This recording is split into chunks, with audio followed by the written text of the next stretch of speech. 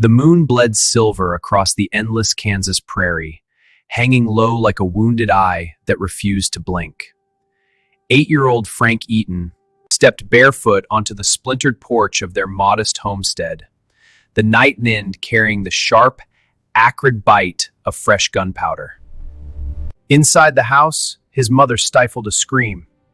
Outside, in the moonlit dirt, his father, once a steadfast Union soldier who had survived Antietam only to seek quiet peace on this claim, lay face down, his back riddled with 6 heavy slugs from Navy Colts.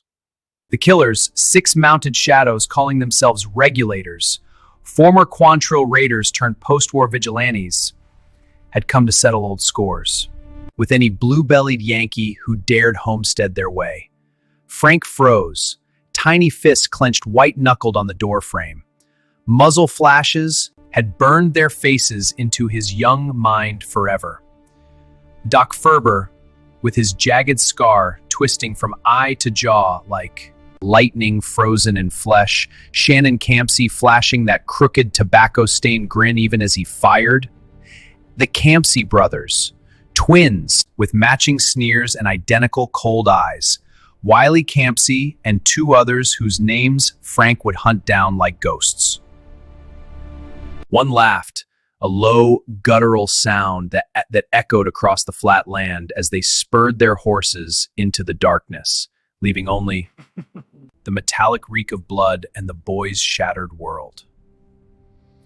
3 days later, the funeral was held beneath a sun that felt like judgment. The pine box lowered into red earth. Mose Beeman, his father's oldest friend and a grizzled scout who'd ridden with him through the war, pulled Frank aside behind the fresh mound. The old man's voice was gravel and sorrow. "My boy," he rasped, pressing an old Navy revolver into Frank's small palm. A man's curse rests upon you if you do not try to avenge your father. You must never stop until they are all accounted for, or the weight will crush you before they do. Those words seared into Frank like hot iron. That very night, in the dim lantern light of the barn, he stood on an overturned bucket to reach the hay bale target. The first shot kicked the pistol high, slamming his thin shoulder back. Pain flared, but he reloaded with trembling fingers and fired again. Tears streaked his soot-blackened face, mixing with powder residue. "I won't stop, Pa," he whispered between sobs. "I swear on your grave." Years dissolved into relentless discipline. His mother remarried a kind but distant man. Siblings drifted to other homesteads. Frank stayed, practicing dawn to dusk. By age 12, he could, part 22, fan the hammer of a Colt with either hand, hitting bottles tossed skyward. At 15, he rode to Fort Gibson, where cavalry troopers laughed at the braided-haired kid until he outshot their finest. Double-action draws, snap shooting from horseback, ricochet, tricks off rocks. They dubbed him Pistol Pete. He kept twin ivory-handled Colts now, and in his mind a tally. 6 faces, 6 debts unpaid. The first 2 came in Indian Territory near Weber's Falls, Doc Ferber and Shannon Campsey. Holed up in a riverbank cabin, running rustled longhorns. Frank scouted for days, sleeping in gullies, eating cold jerky. At twilight, he walked into their firelight alone. "Hello, Shan," he called, voice steady despite the thunder in his chest. "Remember Twin Mounds? Remember the boy who watched?" Campsey's rifle came up fast. Frank's draw was lightning. 2 reports. Heart and throat. Campsey gurgled, dropped. Ferber burst from the shadows, firing blind. Frank rolled through dust, rose firing. Ferber pitched forward, face in the dirt. Frank stood over them, breathing ragged. 2 down. but the hollow in his chest grew wider, not smaller. Word raced through saloons and cattle trails. The Cherokee Outlet Cattlemen's Association pinned a. He had a detective badge on him. He wore it, but vengeance, not law, guided his hand.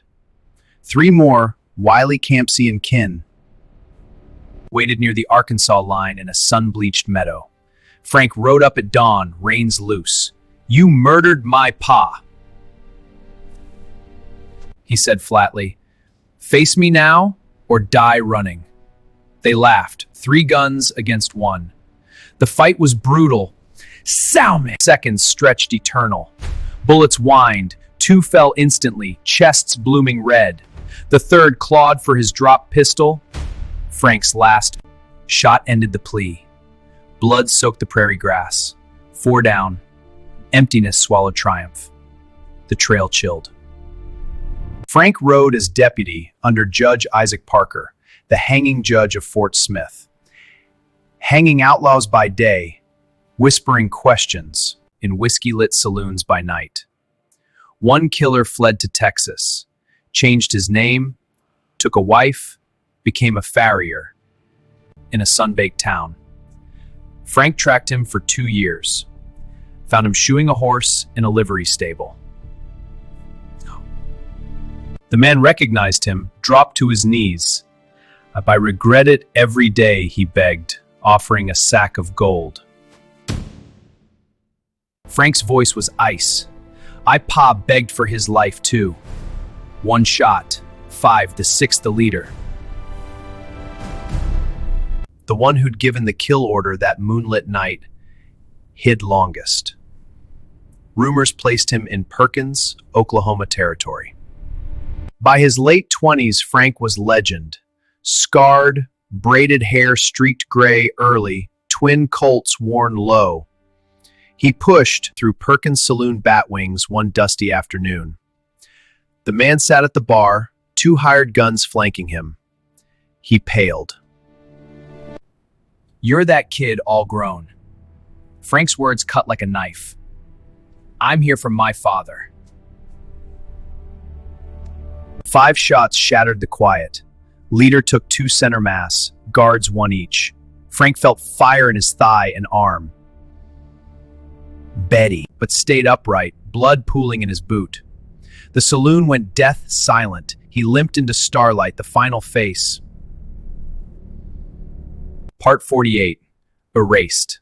Legends say 11 men fell to his guns total. Killers and those who shielded them. Vendetta closed. Peace never followed. Moses' curse had become his chain. Frank claimed land in the 1889 run, built a blacksmith shop. At stars, feeling the void revenge carved. Purpose gone, only echoes remained. He lived to 97, dying April 8th, 1958, pistol still at his side. Oklahoma State University immortalized him as their mascot. Fierce cowboy, guns raised, symbol of unbreakable grit. Few knew the price. Boyhood murdered, manhood consumed by ghosts, a heart forever scarred. Pistol Pete's lament. In Kansas dust where moonlight bled, a boy of 8 saw his father dead.